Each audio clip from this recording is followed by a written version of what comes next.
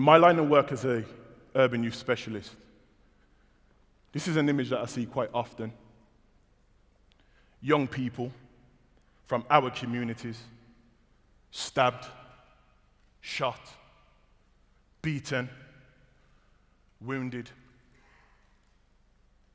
And how I arrive at this particular point, it normally starts at about 2:26 or 4:21 in the morning when I'm sleeping in bed. I'm next to my wife. My child is sleeping the other direction with his or her toes in my nose. And I get a phone call, generally off a private number. And the phone call normally sounds like this. Yo, Craig! Come to the hospital now, someone just got shot. Or, excuse me, is this Craig Pinkney? I'm the mother of Sean. I know you don't know me, but is it possible if you could just make your way to the hospital because there's an incident that just literally took place a couple of hours ago. My son's in theatre and all of his friends are saying that you need to come to the hospital. I know we haven't met before, but is it possible if you could just quickly make your way now? And as I do, get out my bed, leave my family, get into the car and make my way to the hospital. And even though I'm passionate about this type of work, there's something that really frustrates me, and I'm going to share it with you. That anytime I go to different places around this city, around the UK, around Europe, I always get faced with this statement: it's not my problem.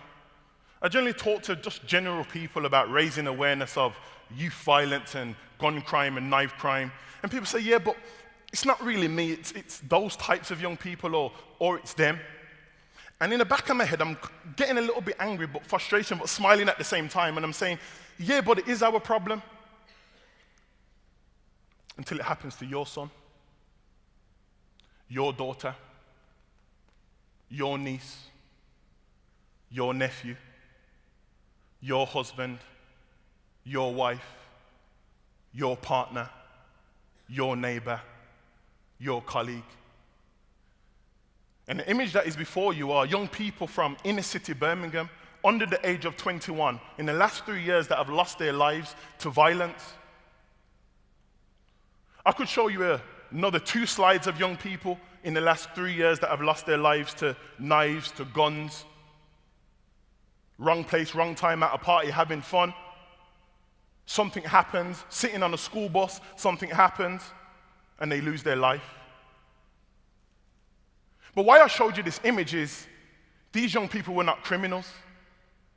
These young people were not gang members, because I know when the media talk about violence, you always think, oh, it's just gang related. But that wasn't the case. And as a criminologist, part of my work is about trying to understand what causes young people to be violent, asking that most important question, why? Why would a young person that is 16, 15, 17 years old want to pick up a knife and just stab someone at random and they've never met them before? Why would someone want to pick up a gun just because someone lives in a completely different postcode and be prepared to shoot it? Why would someone be prepared to kill a child on a school bus just because they're looking at them for 10 seconds? And the fact of the matter is there's not one answer to answer why young people arrive at that particular point. There's actually a series of factors: dysfunctional families, father absence, racism, poor identities, dysfunctional homes. But one thing that really sticks out for me when I'm analyzing this type of thing is this one word about invisibility. Invisible. What I find in my work is that most young people in our society are invisible, unseen, unheard. And if anybody knows the history of cultures and communities, that when people feel oppressed, when people feel invisible, when people feel unheard, sometimes they do things in order to be visible. So, we might not be able to understand why a young person gets on the bus one day and feels that in order to get credibility, I need to hurt somebody, I need to rob somebody's phone. Our young people are invisible. Sure, you've heard this saying before. Takes a village to raise a child. We always talk about the village. But I would like to extend on that by saying, yes, it takes a village to raise a child, But when you don't recognize the village, sometimes that village can kill a child. And there's also another saying in that same school of thought that if young people don't feel a part of that village, they will burn it down to feel its warmth. I'll say it one more time. If young people feel they are not part of our village, they will burn it down to feel its warmth. So, there's probably people in the room now probably thinking, well, you just kind of shocked me with certain things, and yes, it could be my son, it could be my daughter, it could be a relative of mine, but what can I do? So I'm just going to spend a couple of seconds speaking to that individual in the room that is thinking, well, how can I become like you? How can I do this type of work? So I'm just going to pull out 4 things. Number 1, find out what's going on in your community. Find out what the issue is in your community amongst young people, individuals that involve themselves in certain types of behaviors. Number 2, find out who those people are, the workers, the frontline workers that are doing the real work in that community. Number 3, attach yourself to them. Contact, make contact, inquire, find out, YouTube, social media, find different ways that you can engage with those people. Number 4, create your own platform. And then call young people, call people from the community of all different ages. They can support you in building your own legacy. No different to the way that I'm calling you all right now. Because I did it.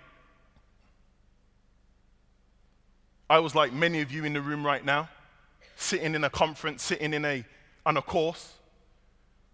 And 2 individuals that I met, number 1, Dr. Carlton Howson, spoke quite profoundly about issues that pertain to society.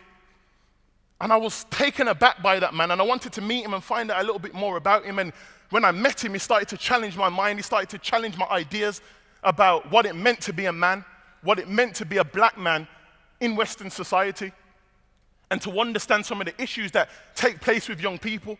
So when they get labeled as being criminals, and being thugs, and being hoodies, and being gang members, I understand it that when I walk into work Monday to Friday and I get into the lift with my badge on and say, are you a security guard? Are you a cleaner? Do you teach sport? Are you a musician? I've got a staff badge on like everybody else. Shouldn't the question be, what do you teach? Rather than the assumption. So then I met another man, Dr. Martin Glynn, where he was on a course, and it was quite interesting because he said something also quite profound that really shocked me in the way that I thought and the way that I looked at things around this issue of youth and gang violence. And on the break time, everybody didn't want to talk to him. And I walked over to him and said, you don't know me, but my name is Craig Pinkney, and you need to be my mentor.